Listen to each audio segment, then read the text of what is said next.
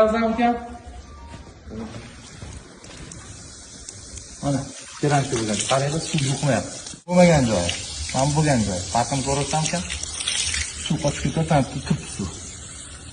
Yaqqol ko'rindi. Akalar, uyga keramikasini eshitganmisizlar? Hamma narsa chiqib ketgan gap bo'lishi mumkin emas. Bizning hovlimizda 200 kvadrat, mana ko'rib turganinglardek, agar buni pulga chaqadigan bo'lsak, taxminan 400-450 dollarlik keramika ketadi. Hozir agar uy tilida gaplashadigan bo'lsak, bu gidrofob effektini beradi. 10 yillik garantiyasi bor ekan. Endi bizning O'zbekiston sharoitida 3 yil garantiya berishyapti, sababi bizda quyosh bilasizlar, sal boshqacharoq uradi. Xo'p, travertinga alohida, granit toshlarga alohida, brushatkalarga alohida ekan. Rossiyskiy brend ekan, mana Elkin firmasiniki. Xo'p, hozir biza imенно granit toshlar uchun qilyapti. Equal degani bor ekan.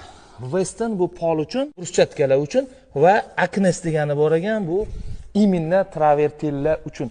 Brushatkalarimiz malochniroq, unaqa effekt bilinmaydi.